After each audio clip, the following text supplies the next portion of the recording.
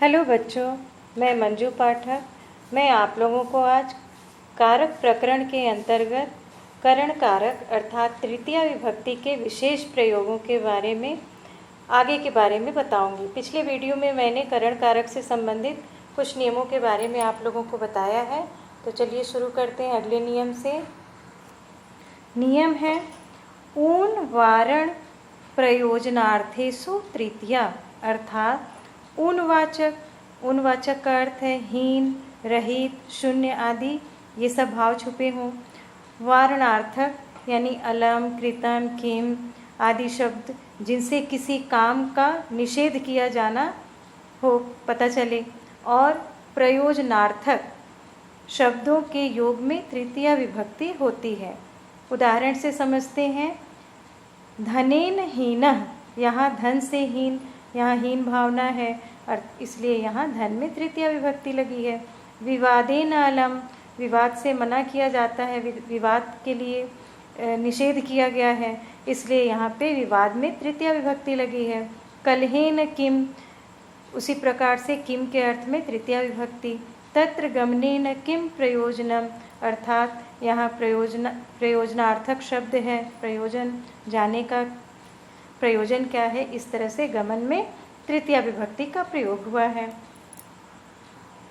अगला नियम है पृथक विना नानाभिस्तृतीया अनंतरस्याम, अर्थात पृथक यानी अलग, विना, नाना इन शब्दों के योग में विकल्प से तृतीया विभक्ति होती है। अर्थात यहाँ तृतीया विभक्ति को विकल्प से लगाया जा सकता है, यानी यहाँ तृतीया के अलावा द्वितीया और पंचमी विभक्ति भी लग सकती है। जैसे रामम, रामेण, रामात वा विना अयोध्या शून्या, अर्थात राम के बिना अयोध्या सुनी है, यहाँ पे राम के बिना, तो यहाँ द्वितीया विभक्ति भी लग सकती है, तृतीया भी और पंचमी भी। उसी तरह से एक और पृथक के भाव में देखते हैं। पृथक रामम, रामेण, रामात वा न कोपि रक्षकः, यहाँ पे पृथक के भाव में भी राम में यहाँ रामम द्वितीया, तृतीया और यहाँ पंचमी विभक्ति का प्रयोग हुआ है। तो इनमें से हम किसी एक का प्रयोग कर सकते हैं, किसी एक विभक्ति का। इसी तरह से नाना के योग में देखते हैं।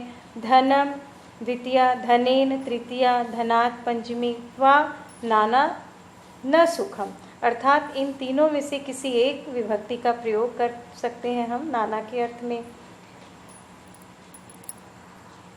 अगला नियम है तुल्यार्थे तृतीया, अर्थात जिन शब्दों से तुल्यता या समता व्यक्त की जा सकती है उनमें तृतीया विभक्ति होती है। जैसे किसी के साथ हम तुलना करें या समता करें तो वहाँ पे तृतीया विभक्ति हो सकती है। और इसमें एक नियम और है कि इसमें षष्ठी विभक्ति भी होता है। जैसे धनेन तुल्यः, धनस्य तुल्यः, यहाँ पे तृतीया विभक्ति भी है और यहाँ षष्ठी विभक्ति भी लग सकती है तुल्य के प्रयोग में। अगला नियम है हेतु तृतीया पंचमी च, अर्थात हेतु या कारण के अर्थ में तृतीया और पंचमी दोनों विभक्तियाँ होती हैं। जैसे किसी कारणवश कोई कार्य हो, कोई क्रिया लगे तो वहाँ तृतीया विभक्ति या पंचमी विभक्ति किसी एक का प्रयोग हो सकता है। जैसे हर्षेण हर्षात् वा हसति, यानी हर्ष से यानी खुशी के द्वारा या खुशी से वह हंसता है, तो ये हंसने का कारण यहाँ पे हर्ष है, खुशी है, तो इन दोनों में या तो तृतीया या पंचमी विभक्ति का प्रयोग हो सकता है। अगला नियम है इत्थम भूत लक्षणे वा उपलक्षणे तृतीया, अर्थात हम कह सकते हैं उपलक्षण का अर्थ होता है चिन्ह। किसी की पहचान के अर्थ में जो शब्द प्रयुक्त होता है उनमें तृतीया विभक्ति होती है। जैसे उदाहरण से समझते हैं हम। वस्त्रेण सज्जनः, यहाँ वस्त्र के द्वारा सज्जन व्यक्ति की पहचान हो रही है, इसलिए यहाँ पे तृतीया विभक्ति वस्त्र में लगी है। पुस्तकेन छात्रः प्रतीयते, यहाँ पुस्तकों के द्वारा छात्र की पहचान की जा रही है, उनकी पहचान हो रही है, तो यहाँ पुस्तक में तृतीया विभक्ति का प्रयोग है। हलेन कृषकः प्रतीयते, हल लिया हुआ व्यक्ति कृषक प्रतीत हो रहा है, अर्थात हल में तृतीया विभक्ति का प्रयोग हुआ है। इस तरह से तृतीया विभक्ति के कुछ विशेष प्रयोगों के बारे में आपने जाना। धन्यवाद।